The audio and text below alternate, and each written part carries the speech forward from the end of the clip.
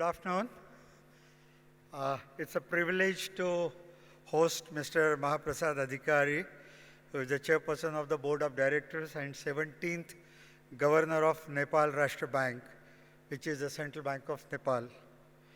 I think it's a great opportunity to have our neighbors here and explore the opportunity for the fintech world who would love to get associated there. Mr. Adhikari, prior to his appointment as the Governor of National Rastra Bank, has served as the Chief Executive Officer at the Investment Board of Nepal, Government of Nepal, and Deputy Governor of the National Rastra Bank. Under his leadership, under the Investment Board of Nepal, he organized 2 mega international investment summits in 2017 and 19 to invite the investors for the large projects, including infrastructure projects. He has played a leading role in various financial sector policies and financial sector reforms in the country, addressing the problem bank resolution, capital adequacy framework, risk-based supervision, and early warning systems, prompt corrective actions, etc. He is currently a member of the Board of Directors at the Alliance for Financial Inclusion since 2020 and Vice Chair of the South Asia Regional Financial Inclusion Initiative of AFI for the period 22-23. In the recent past, he served as the Chairman of the SARC Finance, whose members comprise of the SARC Central Bank Governors and Finance Secretaries. The most interesting part is Mr. Adhikari is a Chartered Accountant from the Institute of Chartered Accountants of India, as also a fellow member of the Institute of Chartered Accountants of Nepal. That's great, Mr. Adhikari. He has also served as a member of the various committees on the ICANN and as a member of the Committee for Improvement in Transparency, Accountability, Governance of South Asian Federation of Accountants. With these words, I welcome Mr. Adhikari to give the initial remark before we get into the interactions. Thank you.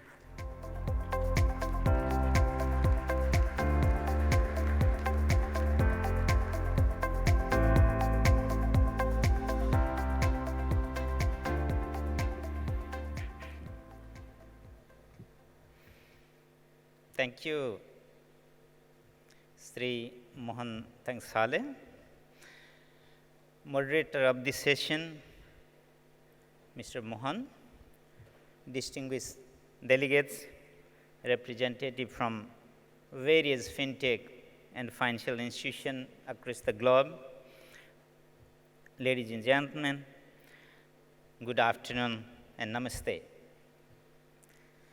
I feel greatly honored to be here with you today and be part of this gathering whose theme is a global collaboration for a responsible financial ecosystem. On this occasion, I would like to extend my sincere gratitude to the National Payment Corporation of India, the Payment Council of India, and the Fintech Convergence Council for giving me the opportunity to deliver the special address at this session on the topic Emerging Financial Inclusion through Empowering Financial Inclusion through Financial Innovation, Nepal's journey towards a more inclusive financial landscape. At this moment, I would like to briefly share Nepal's inclusion and fintech journey with you. Financial inclusion has remained a top priority in Nepal, and we are leveraging the innovations in financial and payment industry to benefit from the innovation and development in these fields. Government of Nepal has recognized it as a key pillar for Nepal's economic growth, which has been reflected in the Digital Nepal Framework 2019. It has been also focused in the National Financial Inclusion Roadmap and the current strategic plan of Nepal Rastra Bank. Nepal Rastra Bank has come forward with the necessary legal and regulatory foundation to promote financial inclusion through the use of fintech. In this regard, we have licensed 10 payment service operators and 27 payment service providers. A retail payment switch has been established while the national payment suites and the domestic card scheme are underway. Other initiatives in this regard include the establishment of a national payment board, issuance of a digital lending guideline, and integration of government revenue and payments in faster payment channels. Financial Inclusion and Consumer Protection Division has been set up to promote financial inclusion and financial literacy and also to address the consumer complaints. In this line, celebration of Digital Payment Promotion Year, provision for the banks to spend certain portion of their CSR fund to financial literacy, awareness campaign through social media and collaboration with the global network such as Alliance for Financial Inclusion, UNCDF, IFC have further helped in attaining our inclusion targets. Besides that, the integration process of faster payment system between Nepal and India has progressed a lot.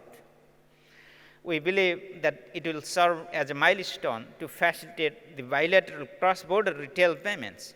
I would like to express our sincere gratitude to the Government of Nepal, Government of India, Reserve Bank of India, NPCI, and NCHL for taking these initiatives forward. All these initiatives have helped in attaining tangible results in our journey. According to a survey done by IFC in 2022, 90% of the Nepalese adults use formal financial services compared to 61% in 2014. Penetration in terms of mobile banking, internet banking, and wallet users have increased significantly. As of mid-July 2023, mobile banking penetration has increased to 73% of our population, while wallet penetration has increased to 64%. As a consequence, fast payment instruments like QR codes, e-wallets, and mobile banking have experienced a rapid growth in the last 2 years. The average growth in the number of transactions through QR codes has reached 286%, followed by 59% for mobile banking and 30% for wallet transactions. To further promote the use of the fintech, we are working for the introduction of a central bank digital currency in a phased manner. Establishment of full-fledged digital bank and setting up a regulatory sandbox. In addition, introduction of a centralized KYC integrated with the digital national ID and personalized credit scoring are also in our priority to promote financial inclusion through fintech innovations. We have come a long way in this journey, but need to do more in the future. One of the areas is to facilitate new infrastructure such as seed funding, equity crowdfunding platforms, and use of new technologies such as blockchain, artificial intelligence, machine learning, etc. At the same time, we have to deal with the challenges such as protection of consumer data and privacy, management of operational risk and cyber resilience, and narrowing the digital divide.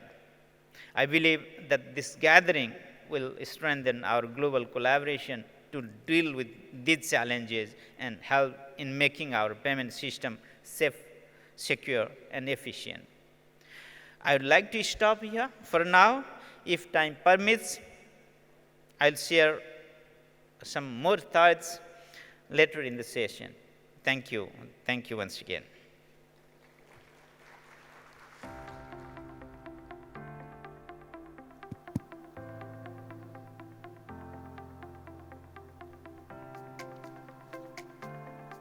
So thank you, Mr. Adhikari, for your comprehensive information.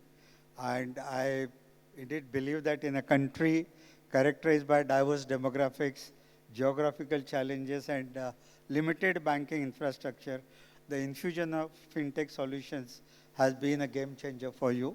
And that's how you have leveraged the technology in Nepal and has managed to bridge the gap between the urban and the rural divide.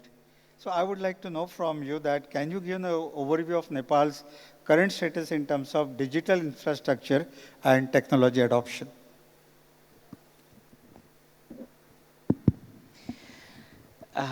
Thank you for the question. In fact, as I mentioned earlier, Government of Nepal has put this digitalization in their top priority. Government has formulated its Digital Nepal framework in 2019, which includes 8 sectors and 80 different digital initiatives. Digital financial service, digital finance is one of the 8 sector.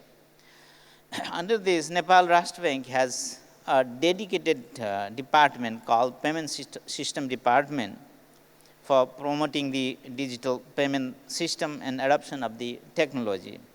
It has also prepared various policies and guidelines to promote, encourage, and also to monitor the digital financial services and technological adoptions. NRB has issued licensing policies, as well as it has its oversight manual. It has payment and settlement bylaws, it has issued unified directives. We have RTGS rules and other payment related circulars to regulate and to encourage the digital payments. We have issued 27 payment service providers license and 10 payment system operators license. Bank and financial institutions are also acting as a payment service providers.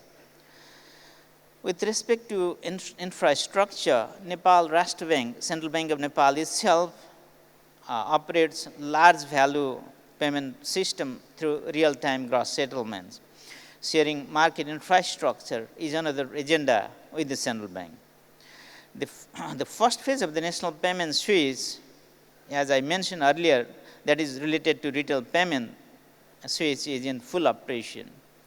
The second phase of the national payment switch is relating to issuing Nepal Pay cards like your RuPay card for Nepal, which is under progress. With regard to the adoption of technology, Nepal has witnessed a surge in digital adoption. Access to internet and mobile phones has significantly increased, as I mentioned earlier. As of mid-July 2023, mobile banking penetration has increased to 73% of our population. The average growth in the number of transactions through QR codes has increased by 296%, followed by 59% for mobile banking and 30% for wallet transaction. So we have such a very, very good amount of adoption taking place in the mobile banking, digital. Very good, very good. Mr. Adhikari, I think you'll agree that for inclusive finance to be successful, the financial literacy and digital literacy plays a very important role, because we may create the products, but the adoption of the product and the use of the product depends on the literacy part. So what initiatives you are taking from the perspective of financial and digital literacy? Thank you, Mr. Mohan.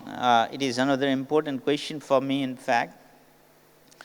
Among the several barriers for financial inclusion, financial literacy is one of, and that too, the digital financial literacy is one of the key barriers for financial inclusion. And also it is also barriers for the technological adoption. So considering this, Nepal Rastra Bank issued financial literacy framework, which has been updated in 2022. And we also issued financial literacy guideline to our bank and financial institutions. Bank and financial institutions are also mandated to use their CSR, corporate social responsibility related fund, on which they are compulsorily to allocate 1% of their profit. They have to set aside at least 5% of that fund for the digital financial literacy. It is recent progress, in fact, within 2 years' time. And also they have to set aside 5% of the fund for the women and MSMEs literacy, some of the targeted areas. NRB itself is reaching out to the rural areas, grassroots level, by way of several related literacy related programs. It has also initiated trainers training program for financial literacy. Okay. we are also continuously working with the curriculum development board for designing syllabus for formal education related to financial literacy. Good.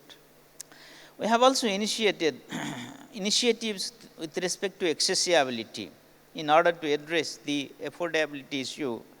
Fees of the digital financial services are regulated, administered by the central bank, so that there won't be major cost to go digital. Even if it is, it's negligible, it's insignificant. QR-based payments and wallets are very low cost for the users. Continuous supports and consumer protection is ensured through hotlines, through specific online portals, as well as call center, etc. So there is ample space for the consumer. We have also initiated market conduct supervision to ensure fair treatment to all users of the financial services, specifically targeted to the underserved and the underserved and the voiceless people. Right. In this way, we are trying to improve literacy so that the especially for the digital financial literacy, so that the financial inclusion will get improved. That's good. I understand that in Nepal you have got approx 7,000 plus banks branches serving a population of almost 3 crores. I'm sure that you must be having the challenges of reaching to the last mile. So, I mean, how are you really addressing those barriers in financial inclusion to reach the financial services to the last mile? Definitely, as discussed earlier, there are certain barriers for the financial inclusion. One of the barriers we just talked about related to literacy and digital financial literacy. Next could be the challenge related to topography. So, to address the topography issue and the improving the rural access, Nepal Rastra Bank has initiated to have a bank branches in every local level, even in the area where we do not have proper road networks. Government also has its priority on rural electrification and telephone and internet services to rural areas. To improve inclusion, other several measures we are taking in place. For example, the product like branchless banking, BLB, low cost, encouraging low cost financial services where the fees are fully controlled by central bank. Similarly, the simplified KYC for non-risk customer. Similarly, is the focus on the wallets and mobile banking so that everyone will have access on that, even for the rural areas. Similarly, we have this microfinancing and the private sector lending, which is similar to the Grameen banking concept, whereby women and the small entrepreneur can have access to finance through without even collaterals. It's only based on the group guarantee, which is very much popular. With all these initiatives, we have almost 11,000 plus branches within Nepal. Okay. So it has helped a lot to improve financial access and also helpful for the financial inclusion. Great. So you may be aware, Mr. Adhikari, that India has been driving its financial inclusion initiatives through JAM Trinity, that is called Jan Dhan Yojana, Aadhaar as an identity and mobility. And the UPI of NPCI has been the great success, not only in India, but moving globally. So I understand that recently Nepal and India has signed some MOU to establish cross-border connectivity. So could you please brief us on that exactly? How does it really create some good opportunities for the fintech world. Okay, thank you. Uh, Thank you once again for this issue. The memorandum of understanding signed between Nepal Clearing House Limited and NPCI is expected to have a paradigm shift on cross-border connectivity for digital financial services between we two countries. Based on the latest update, NCHL and NPCI International are working on the issues regarding network operating rules, joint interface, operating guideline, selection of settlement banks, and developing the testing environment. The first phase of the project, that is person-to-person transfer, has been planned to be completed by November 2023 itself. It's very close. From the central bank side, we have a joint working committee, including officials from Nepal Rastra Bank and officials from Reserve Bank of India, which is working to coordinate and facilitate the process. Also, recently we formed joint steering committee, which has been formed to monitor the progress of this bilateral payment integration. We didn't left to those operators alone. We central bank are also facilitating on that. Let me clearly mention to you that most of us these days, we left our wallets into home and are using digital mode of payment while shopping, while moving, etc.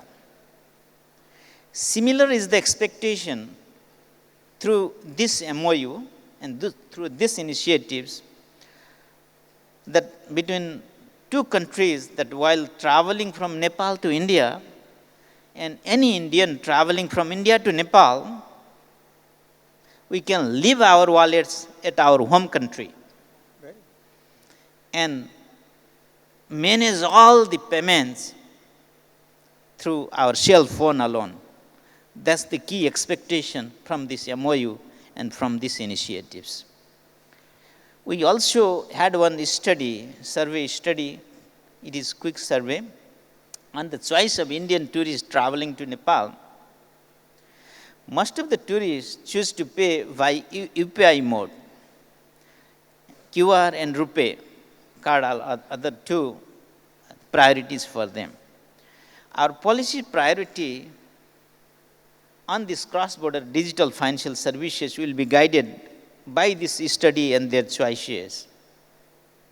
And priority so that the cross-border digital payment services will be between Nepal and India will be more secure, more easier, and more efficient. That's how I'm expecting this MOU.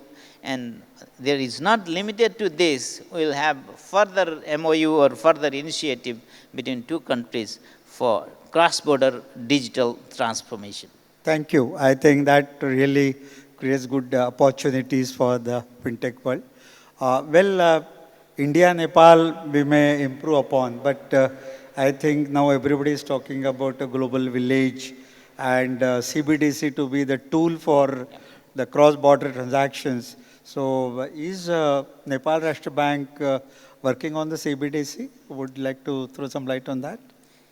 Yes, this is one of the agenda of Nepal Rastra Bank, based on the international data so far. Almost 93% of the central bank in the world are studying and planning for CBDC. The introduction of central bank digital currency is one of the complex and multifaceted process that requires collaboration among various stakeholders, including central banks, government entities, financial institutions, banks, technology providers, and the general public. The concept of CBDC as a legal tender digital currency is not something to substitute physical currency immediately, but rather it serves as a supplement to the existing legal tender form of the currency.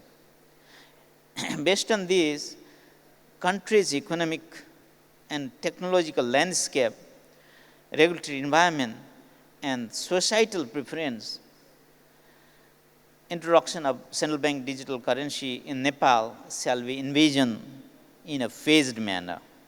Good. It's not something to bring immediately. Good.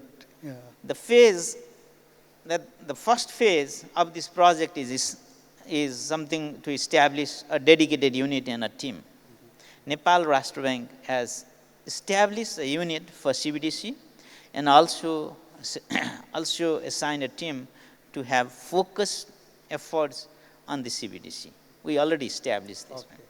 Second phase would be comprehensive research and study to come up with appropriate design, technology, and architecture such as blockchain, distributed ledger technology, and the level of privacy and security feature, scalability, etc. So we'll have a detailed study about the CBDC, which architecture would be appropriate for us. The third phase would be partnership with and the collaboration with other stakeholders. The central bank would collaborate with the financial institution, payment service providers, fintech industries to integrate the CBDC into our existing financial ecosystem. Similarly, interoperability with the traditional payment system would be a crucial consideration for us. The dedicated team also started engaging with other international projects like ARUM, like Embreeze, BIS Innovation Hub, etc., and continue to build capacity in these complex issues. We also initiated to have certain technical assistance or support from development partners. Okay, good.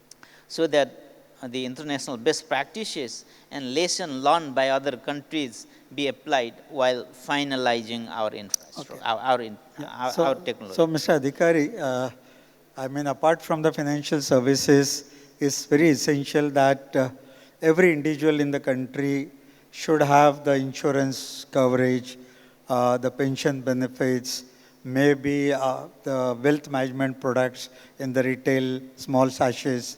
So anything specific that Nepal Rastra Bank is doing towards promoting these products?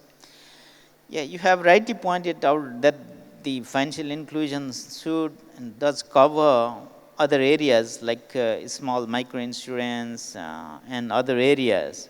In our case as well, we have dedicated regulators. We have a insurance regulator called Insurance Authority, whereby we collectively working together to improve the insurance coverage to smallholder as well. So it is also under our agenda, though it is not fully mature. It's growing. Right. So the last question before we go for question answer session. How do you see the increasing financial frauds, the cyber frauds, and how are you really ensuring to mitigate these frauds in the country? Yeah, we, being a central bank, recognize that the digital fraud and cyber threats are becoming more sophisticated and widespread. NRB is also aware of the cyber criminal continuously develop new techniques to exploit vulnerability into digital system. So we have some mechanism, and we continuously try to address those issues. Some of the mechanism is to enhance the cyber security capacity. NRB has recently also issued cyber security guideline. We are also conducting regularly employees training. We are trying to best use our resources or infrastructure, whatever we have, for the banking communities. We are also encouraging our banking system, particularly the Nepal Banker Association, to have a dedicated team to see it together and to discuss about the cyber risk, cyber threats. Whatever they come across, they should discuss and try to mitigate in time. Similarly, we will have a regular undergoing system audit. Whatever gaps they identified, we ask them to address in time. in case of any interruption, we have a guideline that it has to be resolved within 2 years. It's based on international best practices. It has to resolve within 2 hours time, so Good. that the customer will not suffer much.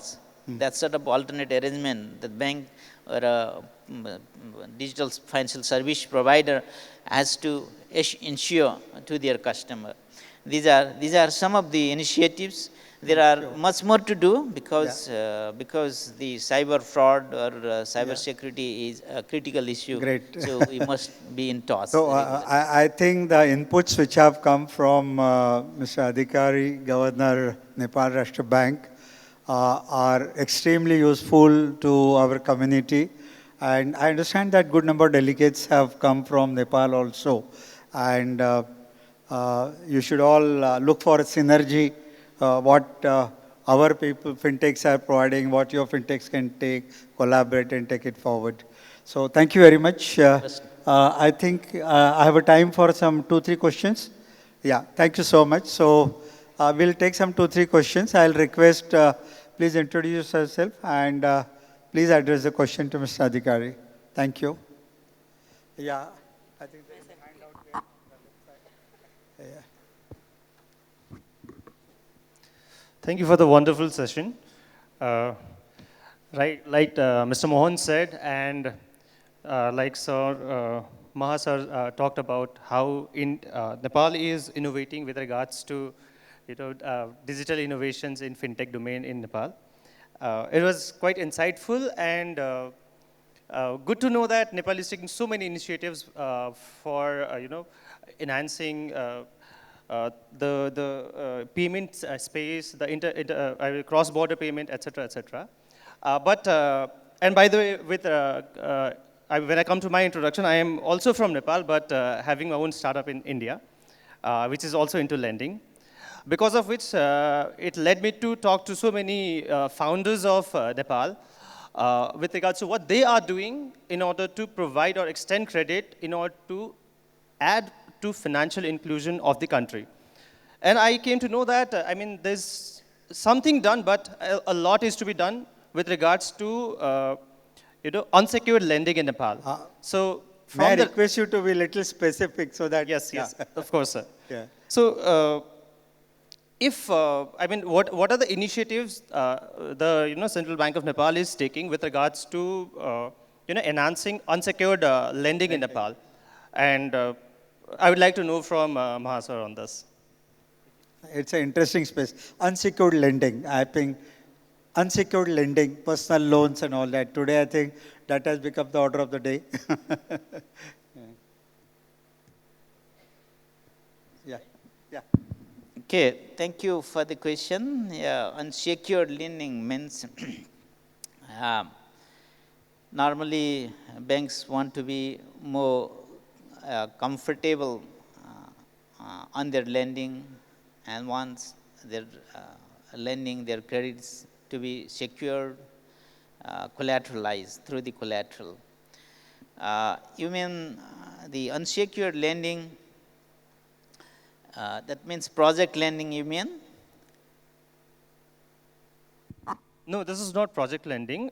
This is purely on the basis of the data of the customer, It's, KYC data, financial statement It's a data, and personal etc. loan kind of a thing.